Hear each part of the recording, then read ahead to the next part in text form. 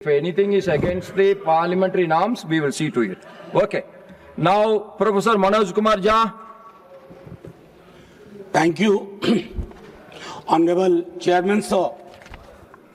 Thank you so very much. आज सातवीं बार राष्ट्रपति महोदया के अभिभाषण पे बोलने को खड़ा हुआ हूं। सातवां मौका है और दो राष्ट्रपति देखे इस कार्यकाल में और 3 उपराष्ट्रपति देख लिए इसी कार्यकाल में। तो मैं जानता हूं कि महामहिम की स्क्रिप्ट की क्या पृष्ठभूमि है। I'm aware of it. I'm aware of the tradition. But what worries me as a citizen, that why can't we sit down and change these kind of traditions? महामहिम जब घर से निकलती होंगी उड़ीसा, झारखंड, बिहार, सड़कों से, उन्हें बहुत कुछ दिखता होगा जो अभिभाषण का हिस्सा नहीं है। मेरे पास वक्त ज्यादा नहीं था महामहिम, थोड़ा माननीय सभापति महोदय, मैंने सोचा कि मैं प्रोज में अक्सर बोलता हूं, आज पोएट्री में बोलूंगा और बाद में अगर हमारे साथियों को दिलचस्पी हो तो मैं कवि का नाम भी बता दूंगा। बहरहाल मैं इसलिए कह रहा था कि जब वो निकलती होंगी महामहिम तो आय की असमानता के दर्शन होते होंगे। हमारे गणराज्य की नैतिक आत्मा है सामाजिक न्याय, उससे भी रूबरू होती होंगी अपने पुराने दोस्तों से बातचीत के आधार पर। माननीय सभापति महोदय, 28 जनवरी ये एड्रेस हुआ, 29 जनवरी को 2 चीज हुई है और मैं सभी सदस्यों का ध्यान आकृष्ट करना चाहता हूं, उसके बाद मैं कविता के अंश पे आऊंगा। माननीय सभापति महोदय, उस दिन कोर्ट में 2 ऑब्जर्वेशन बहुत महत्वपूर्ण है। एक कहा गया कि क्या हम उल्टे पांव की यात्रा पे निकल पड़े हैं, पीछे की ओर जा रहे हैं यूजीसी रेगुलेशन के संदर्भ में। मेरा दिल किया कहूं, जी हाँ हुजूर। You got only 6 minutes. Sir, I thought you sought your protection. 2 minutes extra I'll take and I'll wind up without ringing the bell. जी हाँ हुजूर, एक देश के रूप में हम उल्टे पांव नहीं, पूरे तामझाम के साथ पीछे की ओर मार्च कर रहे हैं। यह भटकाव नहीं है, ये घोषित नीति है। हमारा गंतव्य आसमान की ऊंचाई नहीं, अतीत की खाई है। मैं क्यों कह रहा हूं? जब कहा गया कि ट्रेड यूनियन विकास में अवरोधक है, मैं जानता हूं यहां हमारे तमाम साथी अलग अलग दलों के, हम ट्रेड यूनियंस को किस तरह की महत्ता देते थे और देते हैं। फैक्ट्रीज एक्ट नहीं होता, एम्प्लॉयज स्टेट इंश्योरेंस एक्ट नहीं होता, मैटरनिटी बेनिफिट एक्ट नहीं होता और तमाम चीजें नहीं होती। और सर, उल्टे पांव की यात्रा का एक आलम है कि आज से नहीं, जब पहली बार मैंने सदन में कहा था कि मेरे घर आएंगे कभी मौका लगे माननीय सभापति महोदय, मैंने 4 तस्वीर लगा रखी है एंट्रेंस पे। वो सीवर में उतर के मरने वाले हमारे लोग हैं। जहरीली गैस किनको मार रही है? मुझे मंत्री महोदय ने जवाब दिया था 98% एक ही जाति के, उपजाति के लोग हैं। ये अपने आप में बताता है कि हम पीछे ही चल रहे हैं। माननीय सभापति महोदय, अब मैं कविता के अंश पे आता हूं। किसी से कोई शिकायत नहीं, यह चिट्ठी महामहिम के नाम है।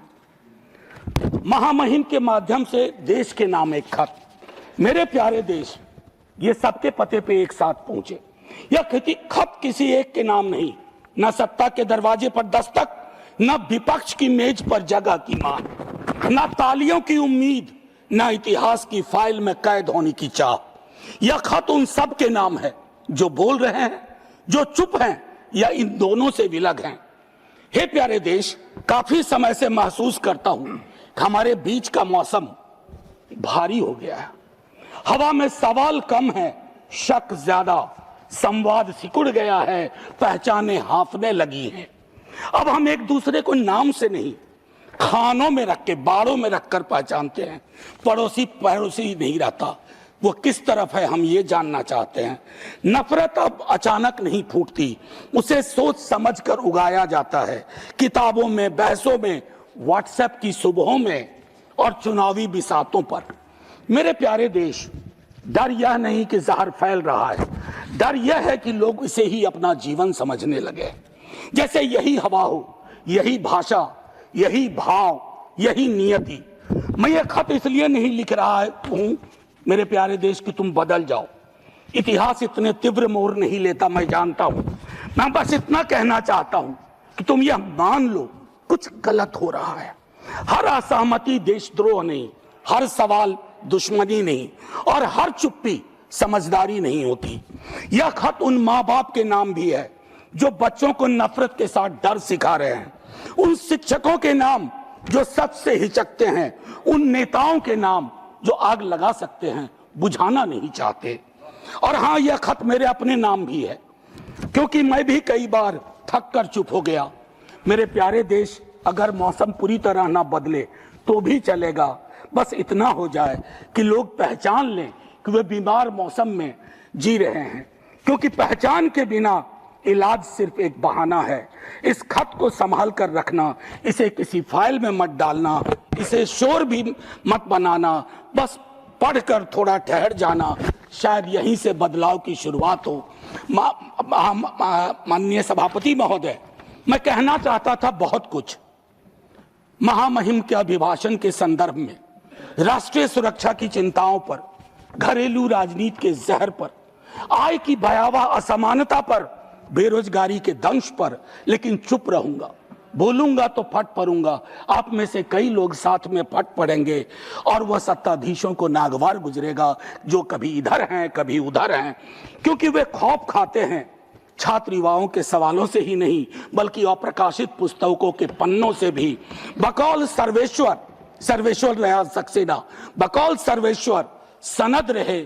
देश सिर्फ कागज पर बना नक्शा नहीं होता, देश रिश्तों से बनता है। और जब सत्ता रिश्तों पर शक बोने लगती है तो संवाद देशद्रोह हो जाता है और सवालों से लोग डरने लगते हैं। फिर सरहदें नहीं टूटती, देश भीतर से चुपचाप दरकने लगता है। जय हिंद कहूं इससे पूर्व आपका धन्यवाद करना चाहता हूं। मैं चाहता हूं कि हमारी इस पूरी रवायत को, इस पूरी परंपरा को मैं जानबूझ करके इसको संदर्भ में रखना चाहता था कि हमारे संवाद के भी तरीके बहुत बदल गए हैं। ना जाने क्यों, मैं 100 दफा कह चुका हूं। 1 मिनट का वक्त दीजिए सभापति महोदय। ना जाने मैं क्यों एक सांसद के रूप में महसूस करता हूं कि हम एक दूसरे से दुश्मनी की जुबान में क्यों बात करते हैं। अगर इधर से कोई कुछ बोले तो क्या जरूरी है कि उधर से उस तरह का शोर मचाया जाए जिसके बगैर भी संसद में बात की जा सकती है। मैं पढ़ता हूं, मैंने 52 की संसद के बारे में पढ़ा, 57 पढ़ा। विपक्ष बहुत छोटा था, लेकिन छोटा आकार अपने आप में ये नहीं है कि विजडम भी छोटा ही होगा, ज्ञान भी छोटा ही होगा, सोच भी छोटी ही होगी। मेरा मानना है कि ये बैरियर टूटने चाहिए। इसे कोई अन्यथा न ले। इसे कोई अन्यथा न। सुधांशु जी, आज तक सदन में कभी कोई ऐसी बात नहीं बोली है जिससे किसी की गरिमा पर चोट पहुंचे। क्योंकि इस सदन में आया था तो नेहरू, प्रोफेसर हीरेन मुखर्जी, मीनू मसानी, राम मनोहर लोहिया को पढ़ के आया था। मैं चाहता हूं मेरा सदन जब कल को चर्चा हो तो वो नाम पुराने नहीं लगे, बासी ना लगे, उन नामों को लोग आज भी अंगीकार कर सकें। जय Hind sir. Since it is